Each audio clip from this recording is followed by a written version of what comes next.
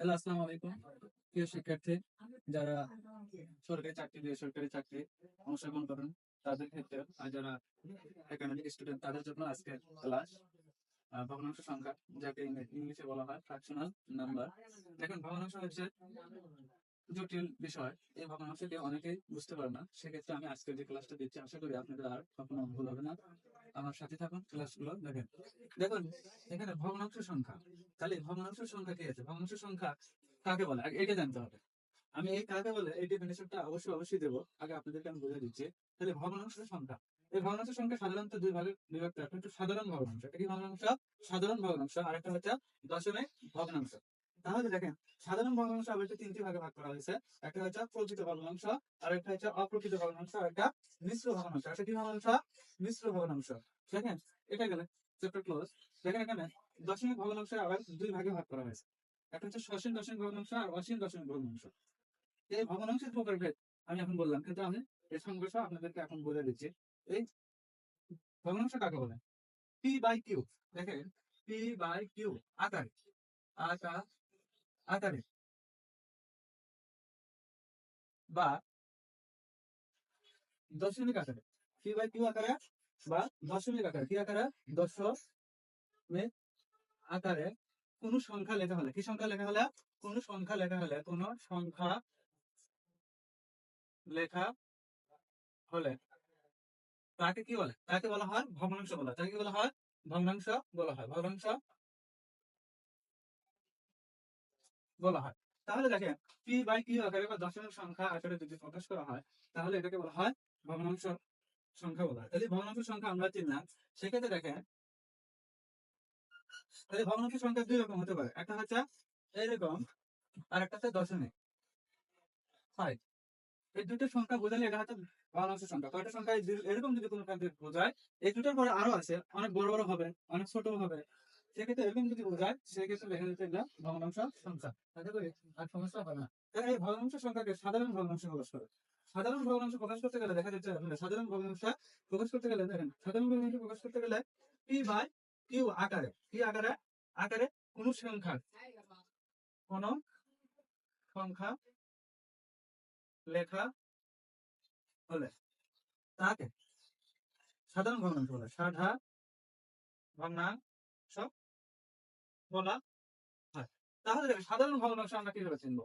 এই সাধারণ ভগ্নাংশ কাকে বলা হয়? তাহলে সাধারণ ভগ্নাংশের উদাহরণ দেখেন, 3/2 হতে পারে, 4/6 হতে পারে, আবার -1/2 হতে পারে। এরকম যখন দেখবেন, পি বাই কিউ আকারে যখন দেখবেন, তখন হচ্ছে এটা সাধারণ ভগ্নাংশ। দেখেন, সাধারণ ভগ্নাংশ আবার তিনটি ভাগে বিভক্ত করা হয়েছে।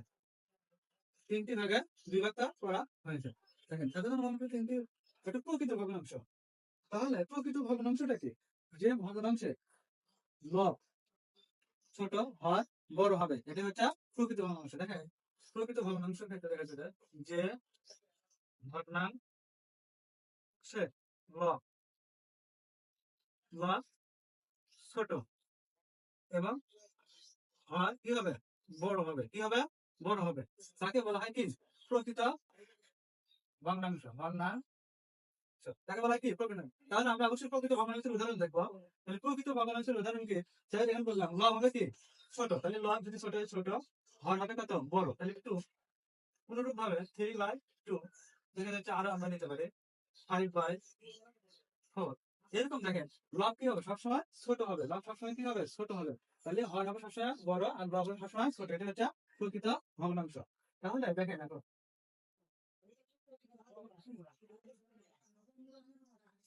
তাহলে অপ্রকৃত অনুরূপ ভাবে লব কি হবে? লব হবে বড়, আর হচ্ছে হর হবে ছোট। লব কি হবে? প্রকৃত ক্ষেত্রে কি হবে? লব বড় এবং হর কি হবে? ছোট হবে। তাহলে দেখেন, লব যদি বড় হয়, তাহলে কি? 3/2, 5/4, দেখেন 6/3। তাহলে দেখেন, এই উদাহরণ থেকে দেখা যাচ্ছে যে তাহলে অপ্রকৃত ভগ্নাংশ হবে লব বড় আর হর হবে ছোট। আশা করি বুঝতে পারছেন। এখন মিশ্র ভগ্নাংশটাকে দেখেন, মিশ্র ভগ্নাংশের উদাহরণ দেখলে বুঝতে পারবে। একটা কি থাকবে? পূর্ণ সংখ্যা থাকবে। এটা কি থাকবে? পূর্ণ সংখ্যা থাকবে। তারপরে কি থাকবে? ভগ্নাংশ। তাহলে পি বাই কিউ আকারে কোনো একটা সংখ্যা থাকবে। তাহলে সেই ক্ষেত্রে দেখেন, একটা পূর্ণ সংখ্যা দিলাম আমি 3, আর পি বাই কিউ আকারে যদি নিই 2/3 নিলাম। তাহলে এটা হচ্ছে কি সংখ্যা? মিশ্র ভগ্নাংশ সংখ্যা। দেখেন এটা 3 সমস্ত 2/3। তাহলে এখানে দেখা যাচ্ছে যে এটা ক্যালকুলেশন করলে দেখা যাচ্ছে যে 3 3 9 আর উপরে কি লবের সাথে যোগ হয়, কি হয় লবের সাথে যোগ হয়, তাহলে সেক্ষেত্রে দেখা যাচ্ছে যে 3 3 3 9 দিয়ে 11। এটা হচ্ছে ভগ্নাংশ। তাহলে এটাকে কি কি ভগ্নাংশ বলা হয় আমাকে জানাবেন। তাহলে দেখেন মিশ্র ভগ্নাংশ গেল, অপ্রকৃত গেল, প্রকৃত গেল। তাহলে এদিকে কি এখন দেখেন দশমিক ভগ্নাংশ, যেটা দশমিক আকারে প্রকাশ করা হয় সেটা ছোট হতে পারে। দেখেন দশমিক আকারে প্রকাশ করে 5.2 হতে পারে, 1/5 হতে পারে, এরকম ছোট। তাহলে আরেকটা জিনিস আছে 2/5 1 2 এরকমও হতে পারে, আসতে থাকবে, এরকম আসতে থাকবে। এরকম সংখ্যা যদি দেখেন সেক্ষেত্রে এটা দশমিক ভগ্নাংশ। আবার দেখেন দশমিক ভগ্নাংশের শ্রেণী দুই প্রকার, একটা হচ্ছে সসীম, একটা হচ্ছে অসীম। সসীম কোনটা, অসীম কোনটা? দেখেন সসীম হচ্ছে কি নির্দিষ্ট সীমা আছে 1.5, এটা থেকে গেছে, আর কোনো কি নাই, তারপরে ডটটা না আসতে থাকে না। এটা যখন আসতে থাকবে না, যখন থামে যাবে, নির্দিষ্ট সংখ্যায় যা কি হবে থেমে যাবে, এটাকে বলা হয় সসীম। সসীম সসীম দশমিক দেখেন 3/551। তাহলে এখানে কি হয়েছে, থেমে গেছে, আর কোনো সংখ্যা আছে কি এটা? না, আর কোনো সংখ্যা আসবে না, সেক্ষেত্রে এটা হচ্ছে সসীম দশমিক ভগ্নাংশ। আর এখন দেখেন অসীম, যার কি নেই, অসীম যার কি সীমা নাই, আসতেই থাকবে। ধরেন যে 3.352 এরকম কমন নয়, আসতেই থাকবে, কমন কি থাকবে, আসতেই থাকবে।